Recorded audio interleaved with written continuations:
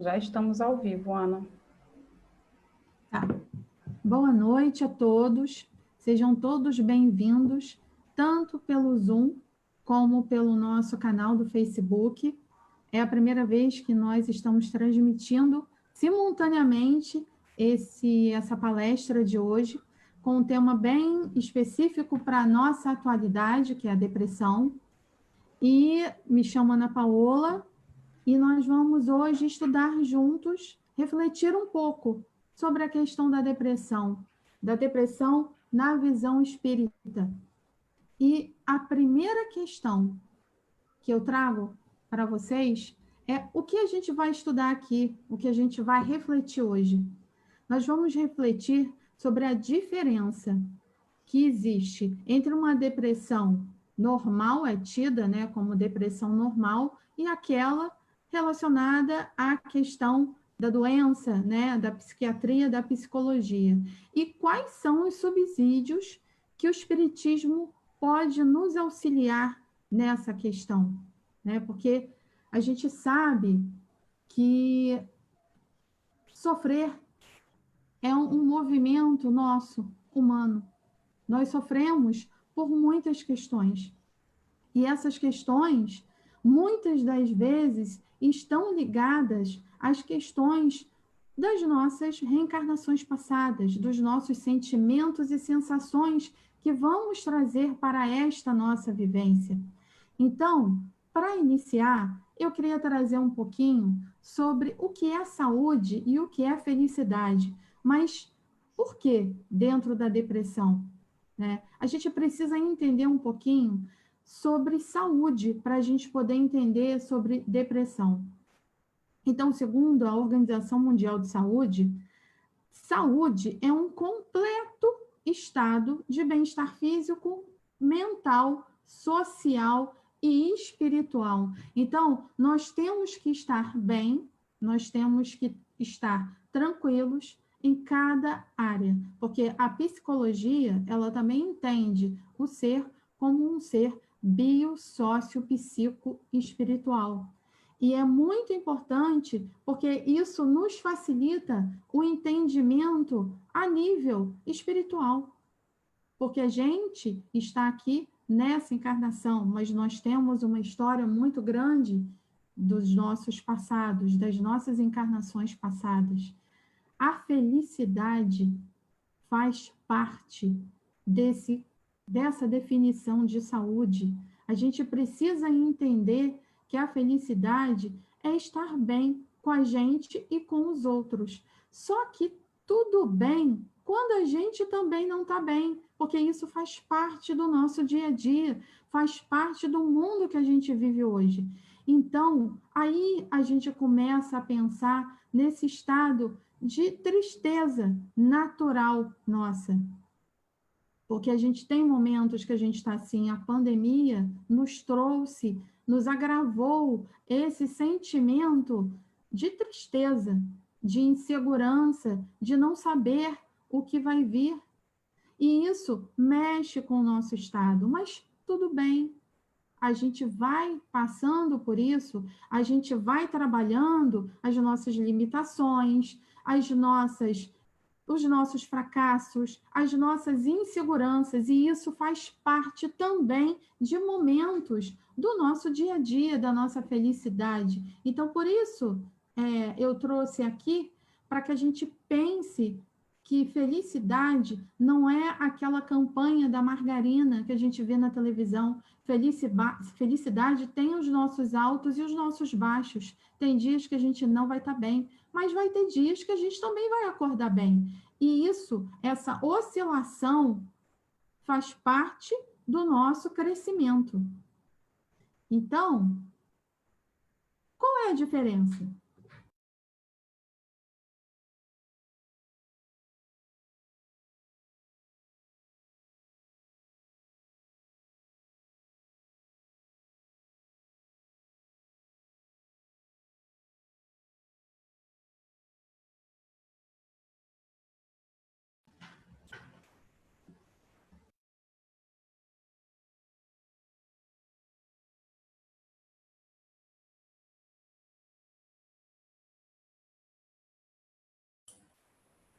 Ana, teu áudio está desligado.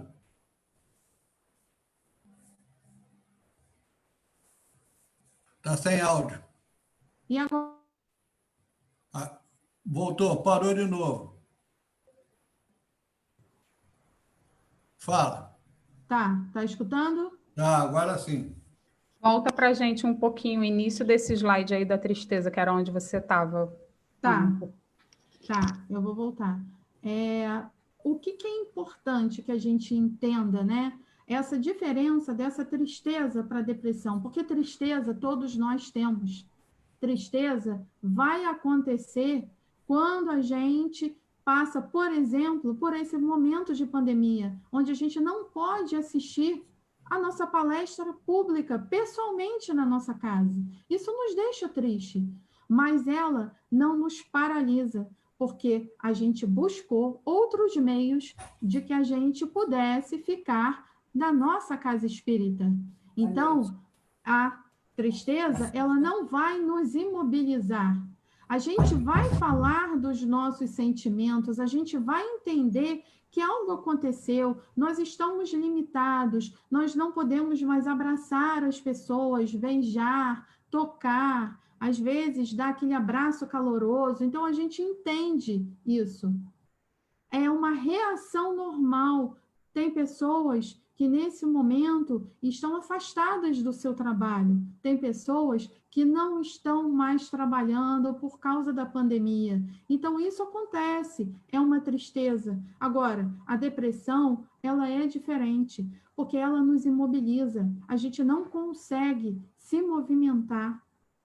A gente não consegue tomar atitudes, porque ela nos incapacita, a gente fica sem reação, a gente tem muita desmotivação, e essa dificuldade faz com que a gente não tenha disposição para fazer nada, e isso nos atrapalha. E aí, eu trago para vocês um pouco da definição da depressão. A depressão numa visão espírita e a depressão numa visão médica, né? A depressão, na visão espírita, ela nos traz que é um abatimento físico e psíquico. Porque quando a gente pensa em depressão, como a gente falou, numa tristeza, a gente tem uma depressão de períodos, onde isso vai acontecer, e isso pode ser acentuado, né? E quando isso é acentuado, já vem uma perturbação mental e espiritual. E a gente vai falar sobre isso um pouquinho mais à frente. Já na depressão, a nível da psiquiatria, né? E a palavra depressão, ela só foi entendida como uma doença recentemente, em 1992. Até então, ela não estava contida no DSM, que é o Manual das Doenças, principalmente o DSM-4 foi quando ela foi introduzida. Nós já estamos atualmente no DSM-5, né? Então, pela psiquiatria, a depressão é o resultado de certas forças biológicas e sociais que, de maneira complexa, exercem funções depressivas sobre o sistema nervoso do indivíduo. A atividade depressiva, por sua vez, altera o comportamento, os sentimentos e os pensamentos do indivíduo. E é este conjunto dessas disfunções, dessas dificuldades, que vão constituir a enfermidade depressiva. Eu estou fazendo uma breve introdução para que a gente possa entender um pouquinho sobre o que é depressão, né?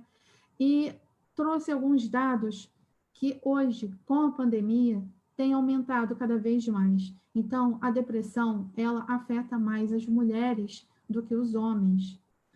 Aproximadamente 2/3 da população não fazem um tratamento adequado ou nenhum tratamento focado na depressão. Por isso que é tão discutido ultimamente, por isso que é tão falado ultimamente sobre depressão. Normalmente, a pessoa que começa a sentir questões relacionadas à depressão, ela fica com vergonha e ela vai procurar um clínico geral ou um cardiologista, porque tem sintomas físicos. E isso atrapalha, porque apenas 50% desses diagnósticos dados por um clínico geral vão atender com uma medicação adequada à depressão. Nem todos precisam tomar medicações. Então, uma pessoa que apresenta esse quadro para um médico que não está fortemente preparado para isso, pode atrapalhar. Então, é muito importante. A gente não vai num cardiologista fazer pesquisa para ver o nosso grau no óculos, porque a gente sabe que é um oftalmologista que trabalha com isso. Quando a gente lida com depressão, com pensamentos, com sentimentos, a gente tem que procurar o psiquiatra, não é o neurologista. O psiquiatra é especialista em emoção. O neurologista pode auxiliar, mas ele é focado na parte do comportamento do nosso cérebro. Então, é um pouquinho diferente.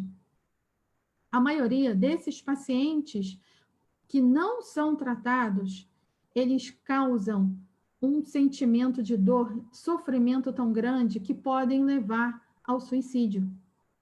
E 17% dessas pessoas acabam por cometer esse ato. Então, é importante que a gente busque o auxílio adequado. E o tratamento correto vai fazer com que 70% a 90% dos pacientes, eles consigam trabalhar, eles consigam ter uma vida adequada, normal. Não existe aquela questão da cura 100%, porque se a gente não trabalha os nossos pensamentos e os sentimentos, a depressão volta. Então, mas 70% a 90% das pessoas conseguem ficar bem sem ter crises depressivas novamente. E aí, eu vou passar por alto, e eu não vou abordar nenhum tipo, porque esse não é o nosso objetivo.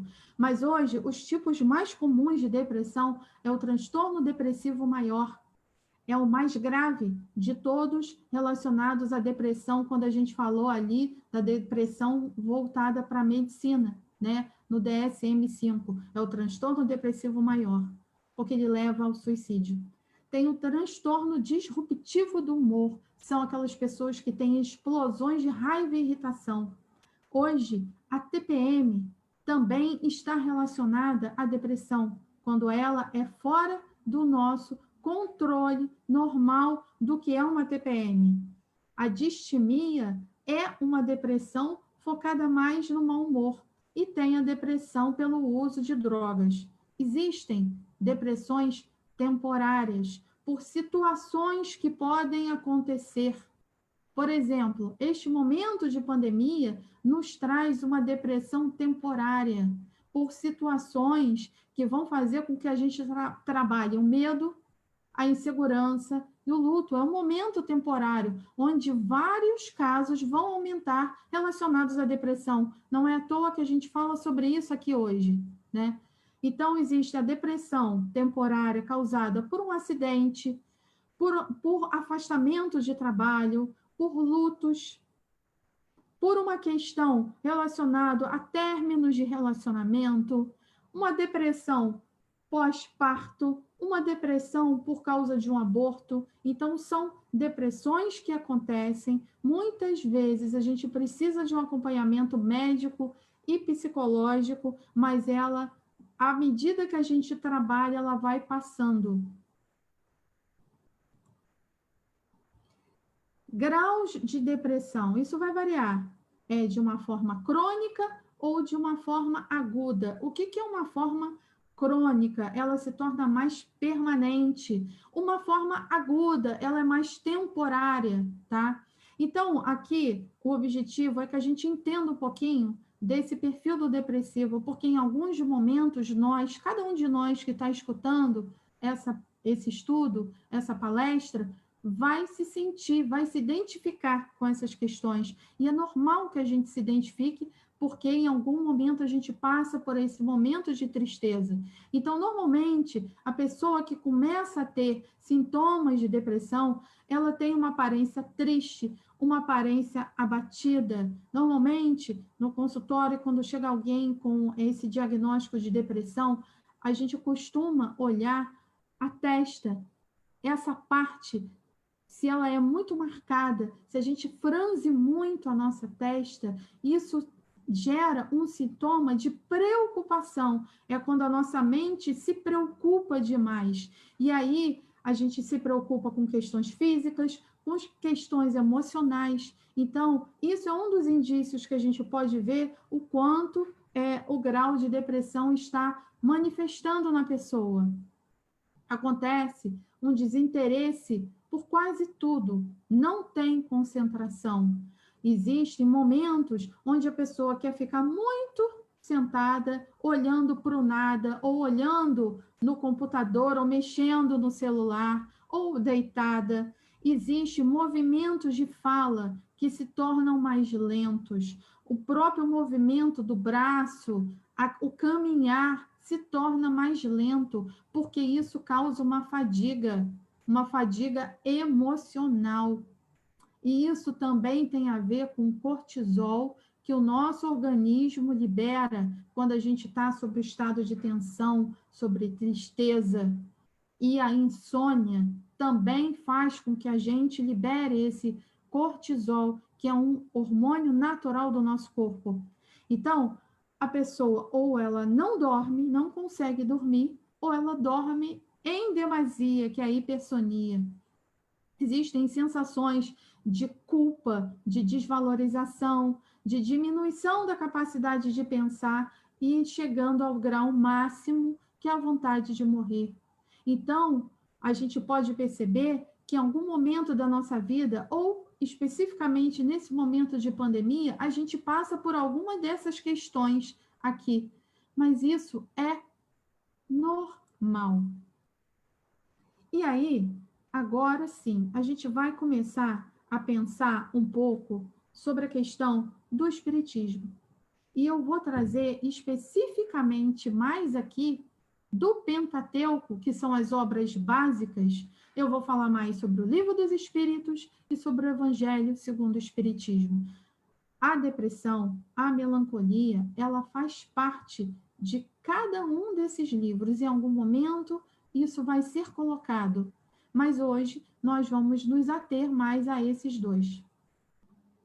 Então, assim, na visão espírita, né, a gente já falou sobre o estado de depressão e a gente sabe que isso pode estar ligado a nossas questões de vidas passadas. E essa condição íntima é que vai nos favorecer a ter ou não depressão. Nesse livro do André Luiz, nesse item de predisposições mórbidas, que é um nome sugestivo, né? É um nome que é onde o André Luiz vai explicar que o nosso corpo, a gente traz com a gente as predisposições para a gente desenvolver qualquer tipo de doença. Qualquer tipo. Só que a gente vai desenvolver ou não de acordo com o nosso histórico pregresso também e com o nosso histórico atual.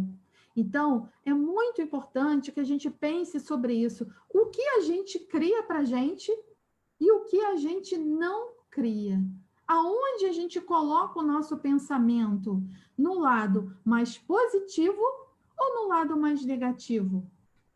Paulo de Tarso nos fala, principalmente, uma frase que é importante que a gente comece a observar, que ele fala que a gente pode ver tudo, mas a gente só vai reter, só pode reter aquilo que nos faz bem, aquilo que é bom para a gente. E a gente precisa exercer esse filtro, a gente precisa colocar nesse filtro. Tem muita gente que se desesperou no início da pandemia por tantas informações que a gente recebia pelo grupo de WhatsApp, pelos jornais, tantas informações que a gente entrou com os sintomas do Covid, sem ser Covid, era só a questão da ansiedade. Então, isso faz com que a gente filtre. Qual é o tipo de filtro que a gente exerce no nosso dia a dia? É um filtro positivo ou é um filtro negativo?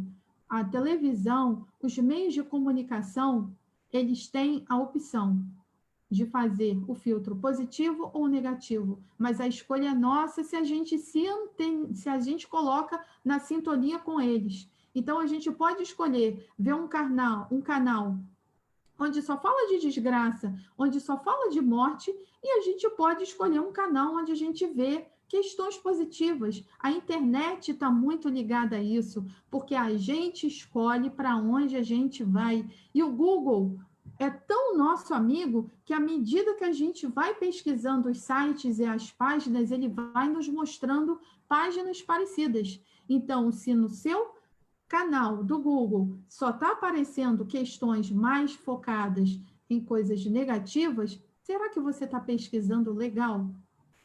Fica aqui a nossa reflexão. Então, por que existe na Terra, hoje, tantos depressivos, tantas pessoas que sofrem de depressão? Porque a maioria de nós nos faz direcionar pelas ideias negativas, pelos pessimismos, pelos nossos mal-estares. E isso, o que vai ocasionar? Vai enfraquecer as nossas resistências morais, vai debilitar os nossos valores espirituais e a gente entra em desequilíbrio mental e espiritual. Porque é a partir do nosso pensamento, é a partir da nossa tela mental que a gente vai atrair os espíritos que vão nos acompanhar. O que a gente está atraindo? O que a gente está pensando? Nesse momento que eu estou falando isso para vocês, o que vocês estão pensando? Cada um está com um pensamento, e é assim que os espíritos também nos veem, como se a nossa, em cima da nossa cabeça, tivesse uma televisão, onde eles estão passando e eles estão vendo a programação e eles vão escolher onde eles querem ficar. Então, precisamos pensar que programação a gente está colocando na nossa tela mental, na nossa televisão. E, através disso, eu trouxe uma frase, um trecho do livro Consolador, onde Emmanuel nos fala que já no ato da fecundação, o espírito participa da organização das células do corpo físico, plasmando-lhe os reflexos que lhes são próprios. As chagas da alma se manifestam através do envoltório humano. E há enfermidades da alma tão persistentes que podem reclamar várias estações sucessivas nos processos regeneradores, ou seja, existem questões que são tão profundas no nosso espírito que em várias reencarnações nós teremos que trabalhar. Então, tenhamos um olhar mais focado no nosso comportamento, sem nos cobrarmos tanto, entendendo a situação onde nós estamos hoje, porque hoje a gente ainda está no mundo de provas e expiações, indo para o mundo de regeneração. A pandemia, esses flagelos destruidores que estão acontecendo por amor de Deus com a gente, para fazer com que a gente trabalhe um pouquinho sob pressão. O nosso desenvolvimento faz com que a gente reflita sobre isso. A gente está muito acostumado a ter um antidepressivo natural na gente, que é o shopping.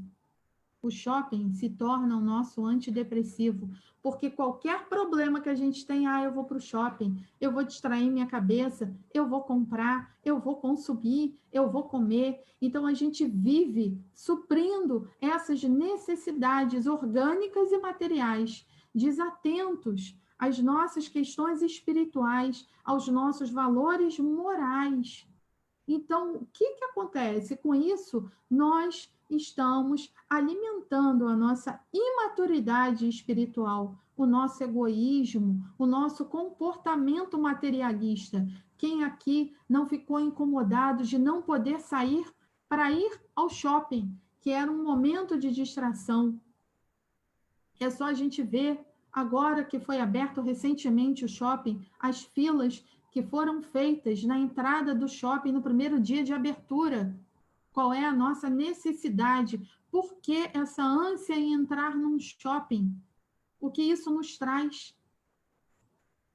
E através desse comportamento materialista, ele nos traz um círculo vicioso, porque a gente começa a ficar insatisfeito com as nossas questões. A gente vai começar a pensar sobre o que nos acontece, sobre as nossas dificuldades, sobre as nossas dores, sobre a nossa insatisfação com a nossa vida. Por que o fulano tem carro e eu não tenho? Por que o fulano está com uma roupa nova e eu não estou? Por que o fulano tem tanta possibilidade financeira? Por que o fulano no Facebook só tem foto sorrindo, abraçado com a família, com o seu amor, com o seu relacionamento, e eu estou terminando o meu relacionamento agora? Por que comigo acontecem coisas diferentes? E quando a gente fica nesse pensamento ruminante, num pensamento de monoideia, passando um filme o tempo todo na nossa cabeça, acontece que a gente fica muito focado e a gente acaba destruindo a nossa emoção, o nosso pensamento positivo, e a gente passa a não acreditar nas possibilidades, numa vida melhor, no que a gente precisa aprender nesta encarnação, com as nossas dificuldades.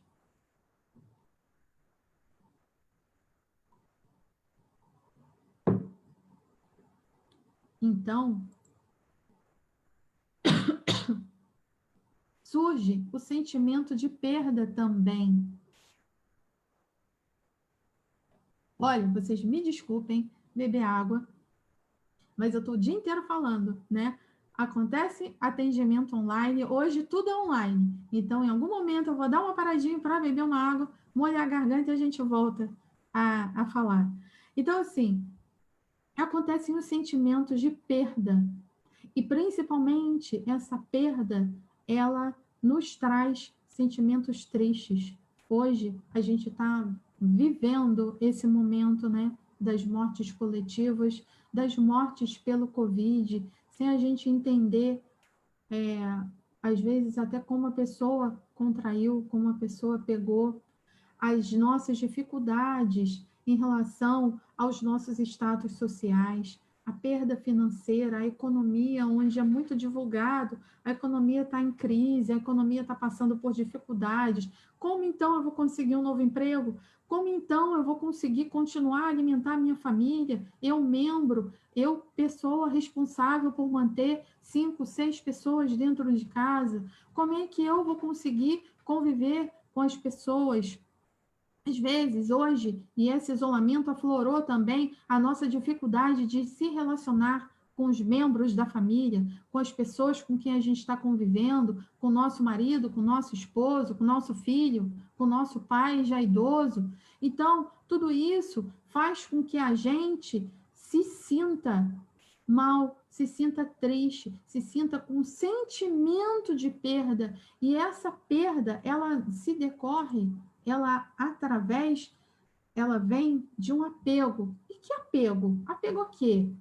Apego à posse, apego à dependência, apego à insegurança, apego a tantas questões vinculadas ao orgulho, ao egoísmo.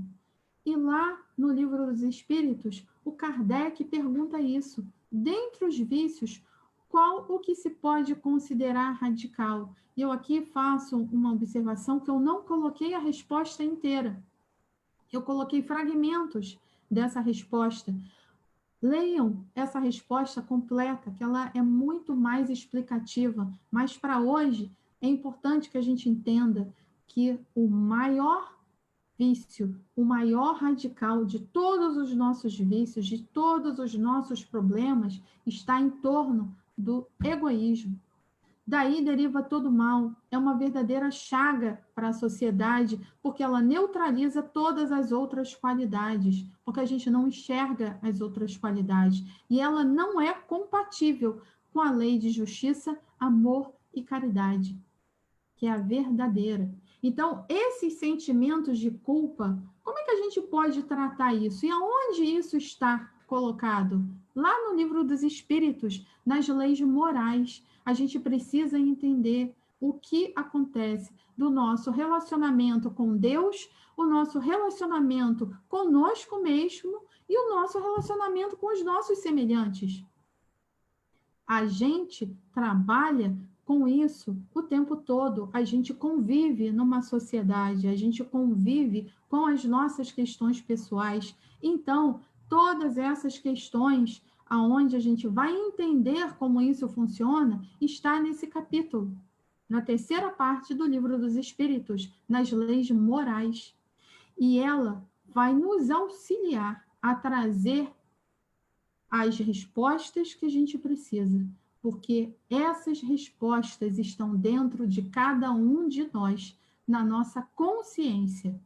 A gente precisa saber olhar, a gente precisa entender o que se passa com a gente, e através dessa questão, a gente consegue refletir e pensar em muitas questões que a gente não entende agora. Então, aí vem um ciclo vicioso. Então, a nossa imaturidade espiritual, o nosso sentimento de perda, o nosso apego, o nosso materialismo, a nossa culpa, faz crescer dentro da gente a depressão. A depressão e a obsessão. Porque uma coisa está ligada à outra, uma coisa intensifica a outra. Não tem como a gente não falar sobre isso, porque uma coisa é intimamente ligada à outra. Então, é sobre isso, é sobre essa questão que nos controla sem a gente saber, às vezes nos domina sem a gente perceber e a gente não consegue sair. Lá no Livro dos Médiuns, tem uma definição para a questão da obsessão. E ele nos fala que é o domínio que alguns espíritos logram adquirir sobre certas pessoas. Nunca é praticada senão pelos espíritos inferiores que procuram dominar. Acontece a obsessão de desencarnado para encarnado, de encarnado para encarnado. E como isso acontece? Como é que vai começar esse processo? Esse processo ele vai começar pelas vibrações dos nossos pensamentos, sentimentos, aspirações, desejos, defeitos, desejos, vícios.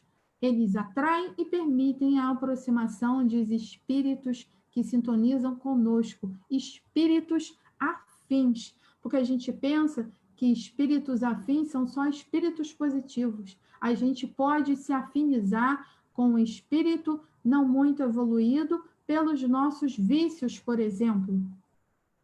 Se a gente tem um vício muito exacerbado, a gente vai se afinizar com espíritos que se identificam com esse vício. Se a gente está com um pensamento de muito sofrimento, de muita tristeza, de não encontrar meios para solucionar os nossos problemas, a gente vai nos sintonizar encarnada agora com pessoas que pensam igual e com espíritos que pensam igual também. Então, é de acordo com o nosso nível moral. A gente precisa entender isso. Então, nós somos influenciados. Igual o Google. Quando a gente coloca, como eu falei, se a gente coloca várias pesquisas no Google sobre determinada questão, o Google vai passar a nos mostrar pesquisas parecidas. Por quê? Porque ele é adivinho? Não, porque a gente sintonizou com esses pensamentos, com essas formas de sintonizar. Então,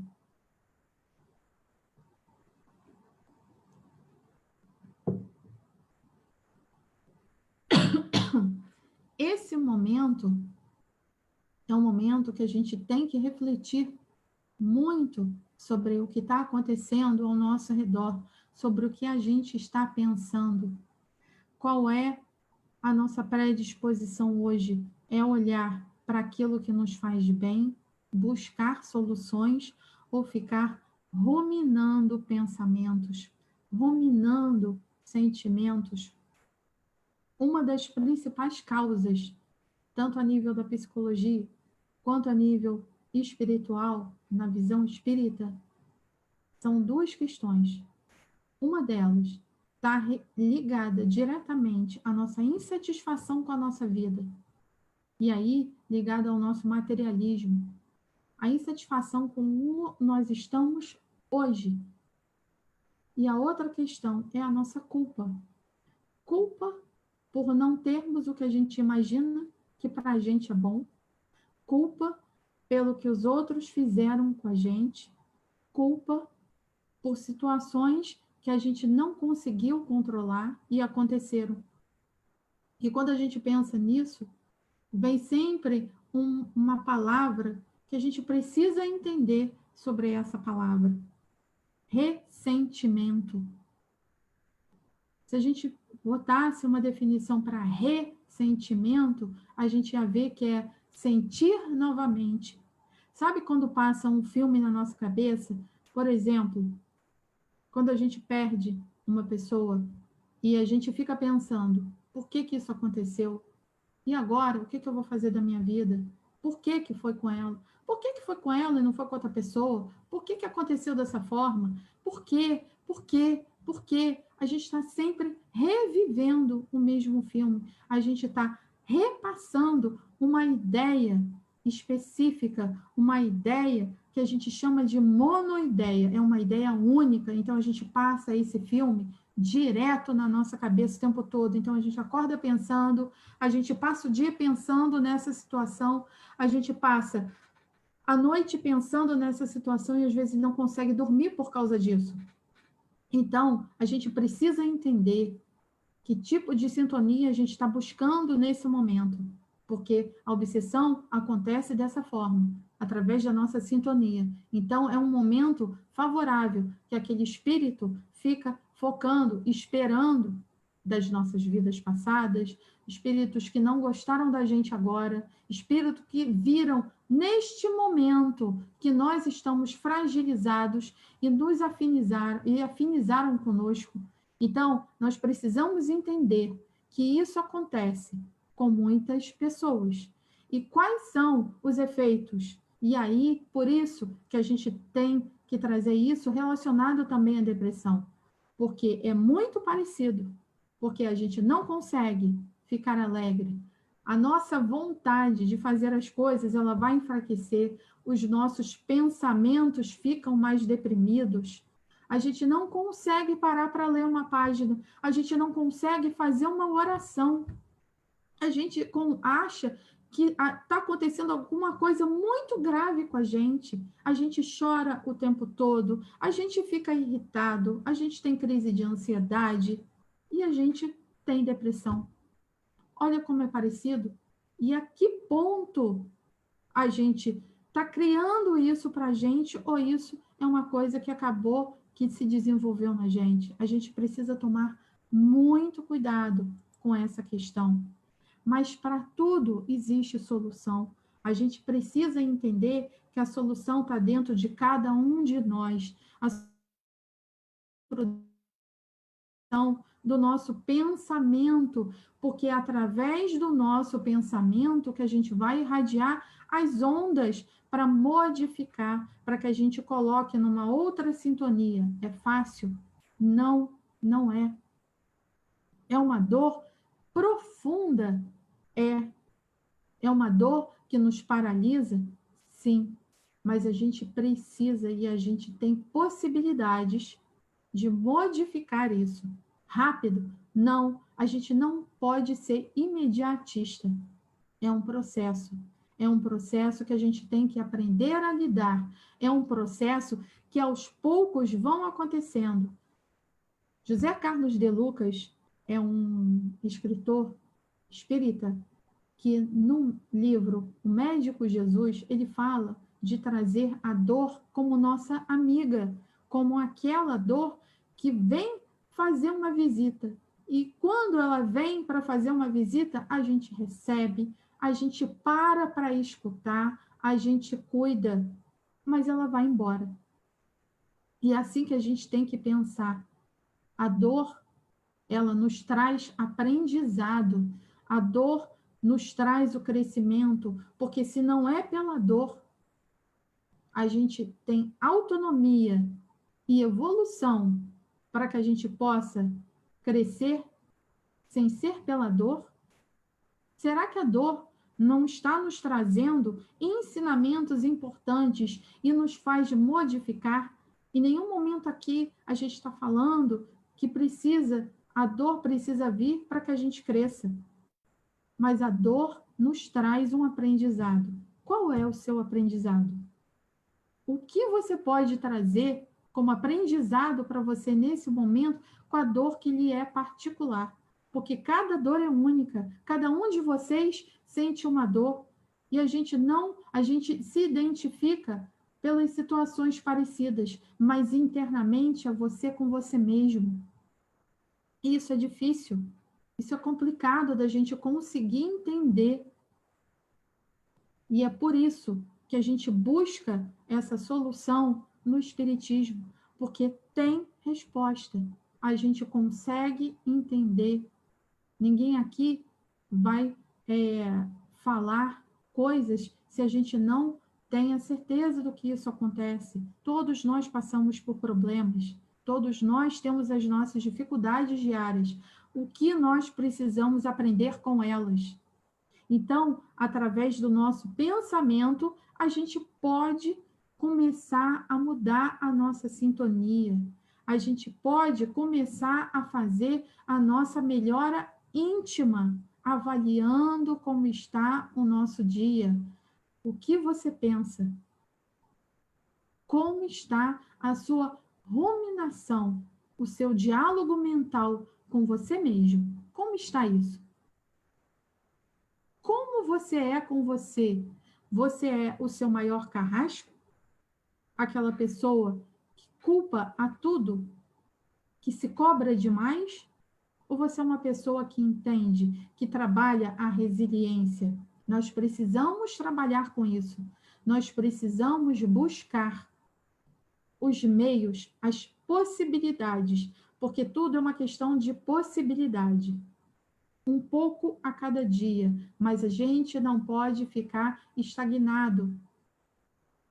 Como a gente pode começar a pensar em soluções para os nossos problemas, nos tornando mais emocionalmente maduros? E como que a gente faz isso?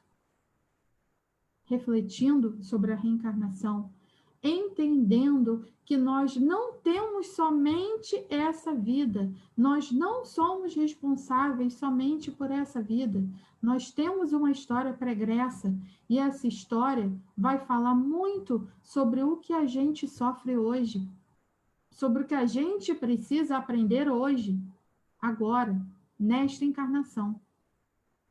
Vamos observar como está a nossa conduta. Nós estamos mais materialistas, pensando no mundo agora, pensando nas questões de posse do que a gente tem, ou a gente está focando em aprender por que a gente está sofrendo e por que nessa encarnação a gente tem determinadas dificuldades?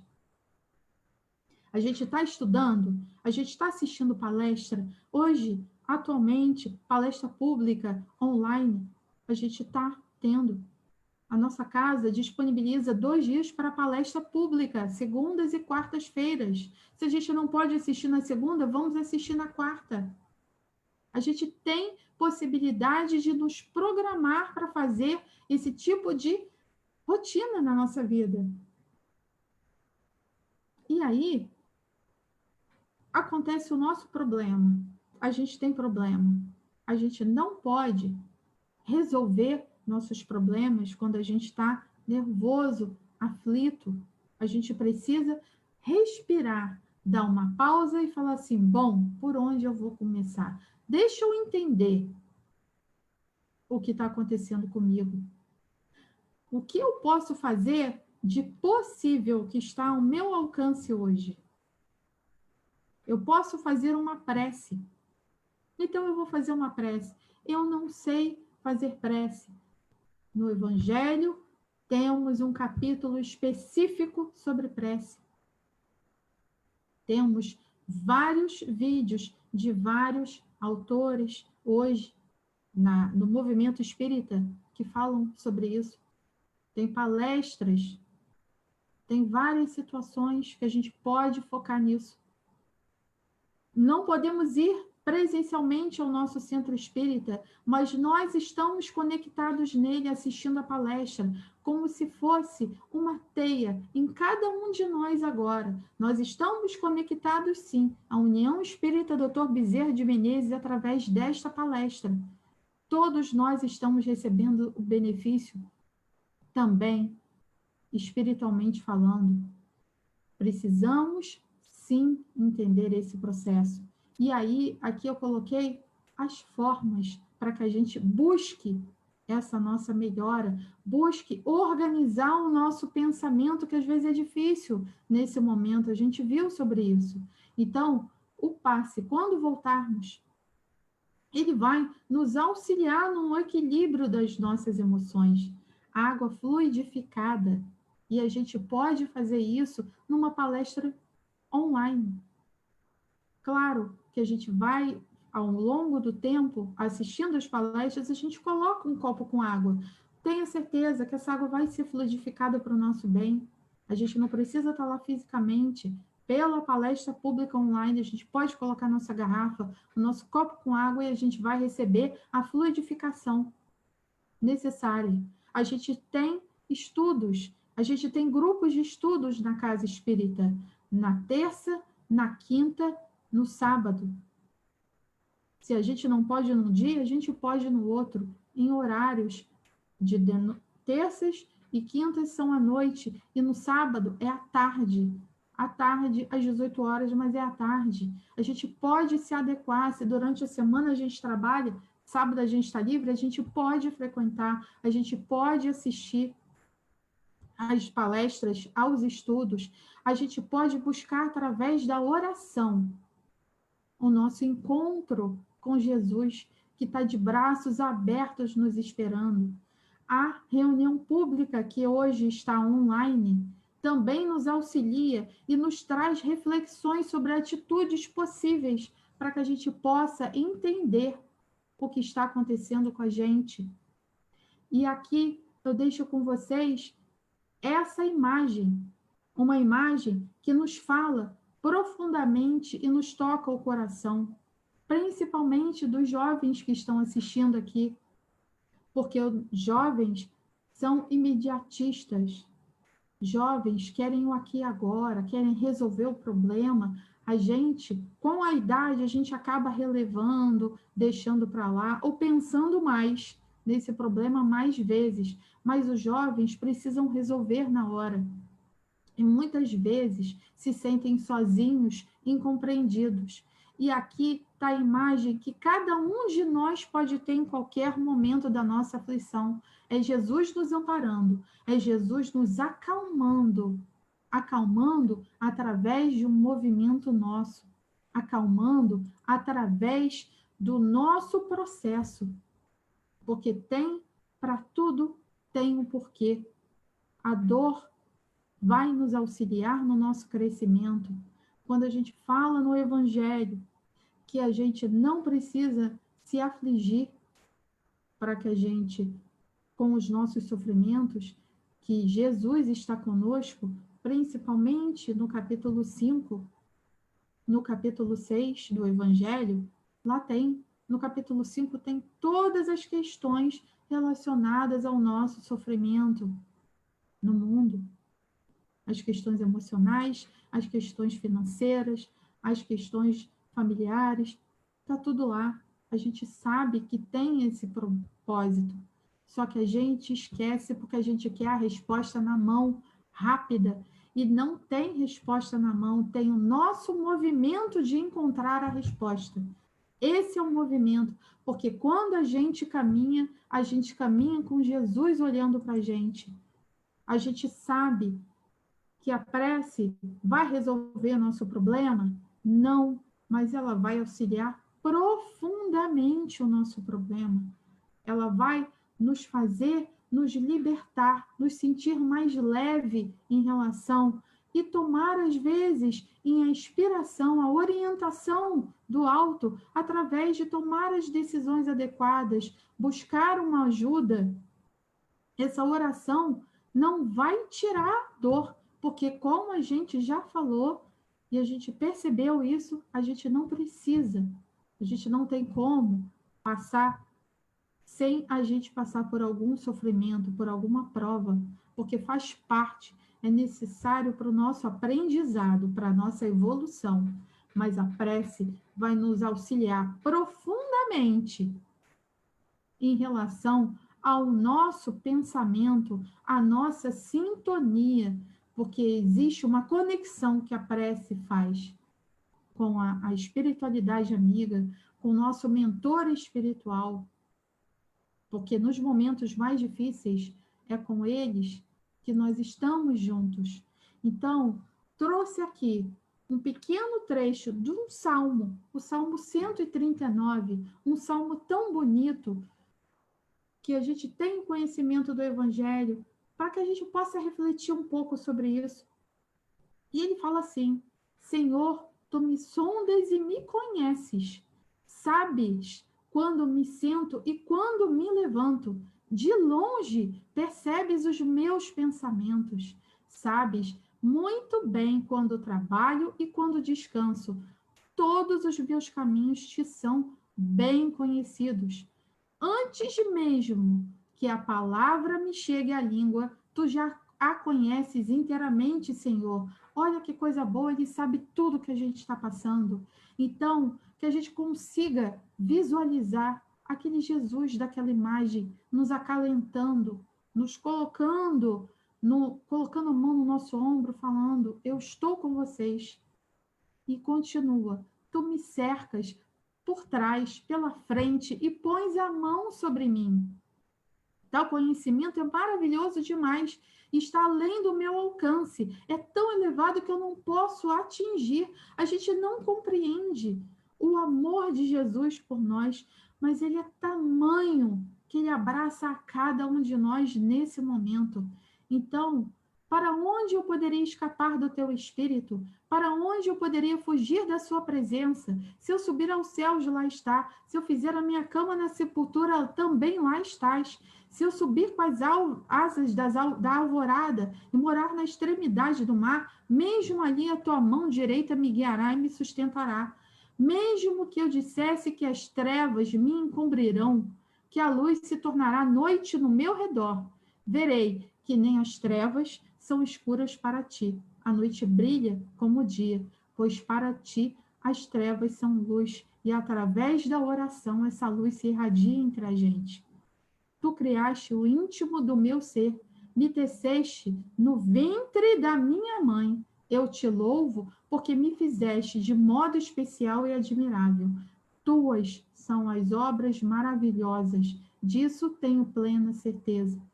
Temos que ter a certeza que não estamos sozinhos, que não estamos abandonados. Jesus é conosco. Voltando no Livro dos Espíritos, para que a gente possa concluir hoje o nosso estudo, lá na questão 909, Kardec pergunta aos espíritos: poderia o homem sempre vencer as suas más tendências pelos seus esforços? E o que os espíritos nos respondem? Sim, e algumas vezes por fracos esforços. É a vontade que lhe falta. Ah, quão poucos dentre vós fazem esforços. Não é fácil fazer esforço, não é fácil dar o primeiro passo, mas a gente pode fazer isso focando na prece, pedindo forças para levantar aquele dia, pedindo forças para que o nosso dia se torne melhor.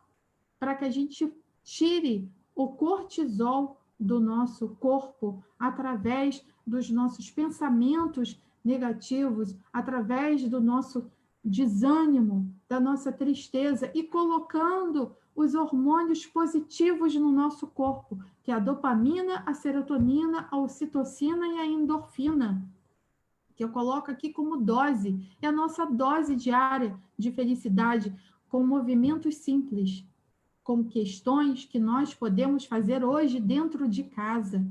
Será que a gente faz isso? Será que a gente faz esse movimento, de um movimento melhor para a gente? Cada um aqui vai saber o que é melhor. Cada um aqui vai colocar as questões possíveis dentro da sua realidade. Mas existem questões possíveis que a gente possa pegar eles como exemplo. Queria que a gente pensasse muito a respeito de tudo que tem acontecido conosco, de tudo que hoje faz com que a gente se sinta para baixo e foque na imagem de Jesus. Eu vou voltar aqui para vocês, nos acalentando, nos mostrando que nós estamos com Ele. Ele não nos abandona.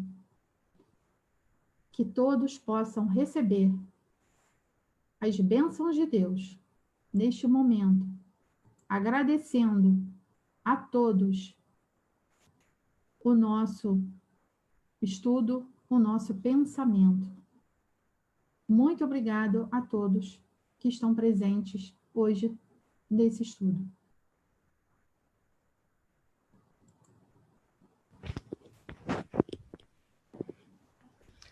Agradecer a Ana, nossa amiga, que trouxe todas essas reflexões para nós. Muito obrigada, Ana.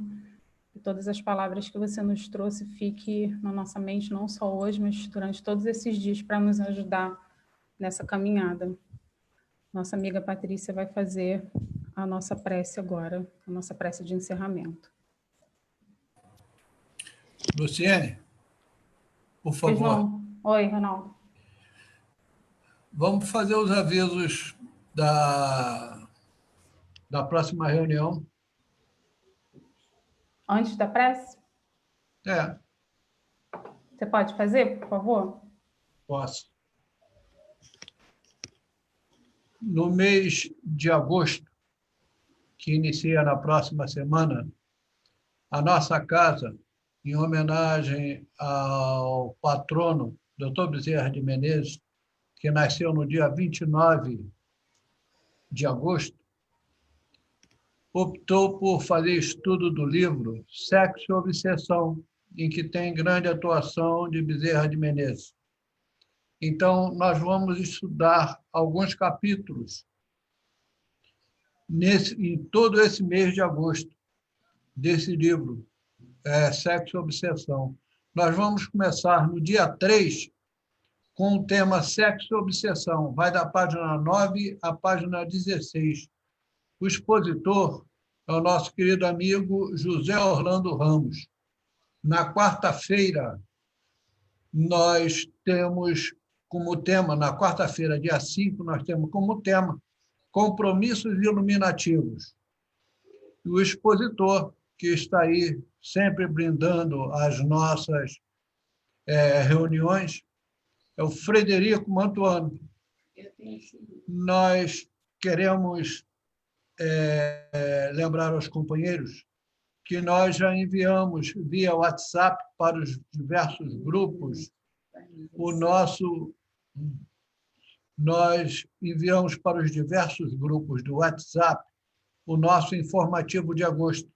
Ele tem mensagens de Bezerra, passagens de Bezerra, tem toda a nossa programação e a Luciene depois vai colocar na nossa página no Face, não é isso? É só isso. Isso mesmo, Ronaldo. Depois de todas as divulgações que você fez aqui, a gente publica lá na página do Facebook também. Então, vamos fazer a nossa prece.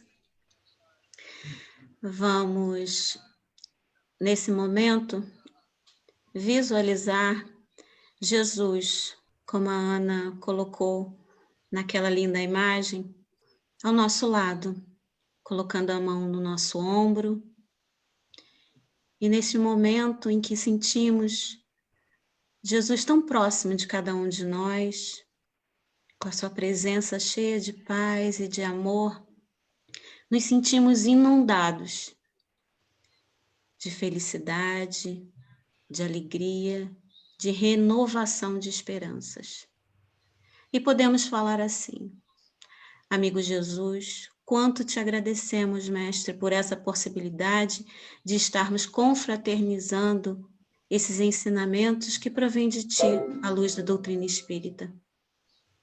Permita, Jesus, que esses ensinamentos possam tocar fundo nossa alma, nossa consciência, nos dando força, vontade para vencer as nossas limitações. E como a página inicial de Emmanuel falou, caminhar, seguindo em frente. A cada dia, vencendo, lutando, nos esforçando para sermos melhores, para sentir e pensar de forma melhor. Pedintes que somos, Senhor, não só rogamos por cada um de nós que se encontra conectado nesse momento, mas rogamos por nossos familiares, amores, afetos, por aqueles que nós ainda não conseguimos amar, Jesus, nossos desafetos, por todos os nossos irmãos em humanidade, por nossas companhias espirituais, Jesus, que todos possam ser banhados pelo teu amor e por tua doce misericórdia, que o olhar brando, doce e calmo de Maria de Nazaré serene nosso coração, acalme nossa mente, para que possamos ser criaturas melhores, felizes e mais otimistas, Senhor, porque teremos a certeza que teremos um mundo melhor, porque seremos criaturas melhores, porque é da tua vontade.